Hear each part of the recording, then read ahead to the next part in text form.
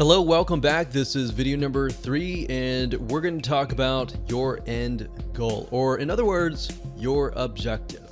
So how your funnel will look like really depends on this piece of the puzzle, because if you're trying to generate leads or you're trying to generate sales, that really can differentiate. So in other words, if you don't know your objective, then your funnel really won't convert well. Now, in terms of this survey strategy, it really is determined by what you're trying to achieve. You can start by answering this question: are you trying to sell a product or a service? Or are you merely trying to generate leads? So perhaps you want to do your market research right so that you can understand the multiple reasons why somebody would use your product and your service. Now, you can ask people to take a survey and choose from a list of reasons. You can even tailor the autoresponder series or even sales video that you send them to, and send them to a specific video that will cater to them. So this will make more sense in just a minute if it is a little bit confusing. So this is so crucial because this empowers you to literally speak to a person's needs, and by doing so, you will get higher conversions. So in other words, what I'm talking about here is, let's say you take initial survey and you find out there are 3 main reasons why somebody buys your product and service.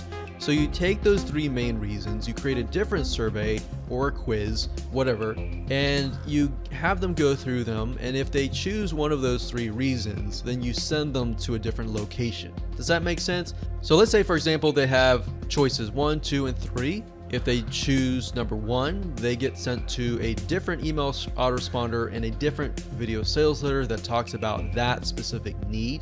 And let's say, for example, that they choose number 3, then they get sent to a totally different sales letter or sales video and a different email autoresponder series that is tailored to that specific need. So hopefully that makes a little bit more sense, but we're going to give you practical examples so that it definitely makes more sense. So for example, if you were to sell a security product, you could be selling to a father, a single woman, or an elderly couple. Now, if you approach the situation generically, you would usually sell it as a security product to promote one's family. Now, as this example is going to show you why, if you're going to speak to all 3 of those types of people the same way, it's actually going to not be as impactful.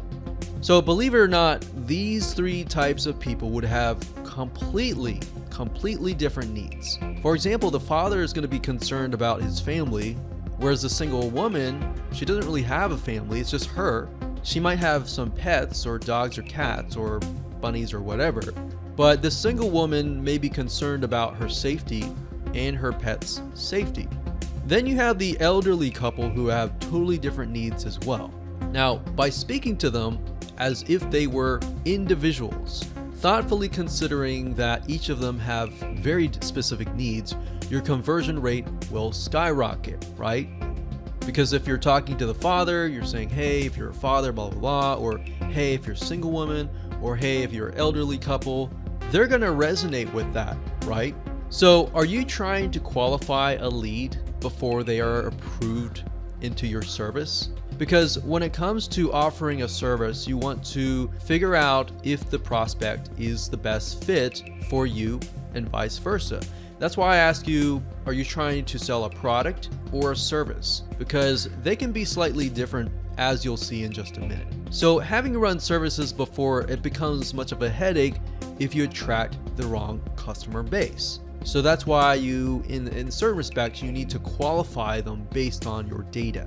So the only way that you can avoid that is by understanding different customers and understanding how different questions can essentially bring in good clients and disqualify the bad clients. So at the end of the day, you don't want to take every single client, especially for if you offer a service, right? You want to find the client that is going to see your value, they're going to pay the money, and they're going to leave you alone because they know that you're the expert, versus the other client who might pay you the same amount of money, but they're going to be on your doorstep every single day asking you to change this, to change that, and it's just going to eat up so much time that you won't be able to spend time with your other clients. So that's why you don't want to take everybody, right? So the reason being is some clients are just nightmare situations. We've had clients before where we offer services and what should have taken a week ended up taking a whole 4 months. And then we have other clients on the other hand that it should have taken a month and it was really done within a few weeks and the client was super happy. So hindsight 2020, you look at it and you think, I would rather have the second client. So hopefully this gives you an idea of what your objective will look like. If you can jot down what would look like for you before you even move on to the next video, that will actually help you devise a great strategy. So let's move on to video number 4.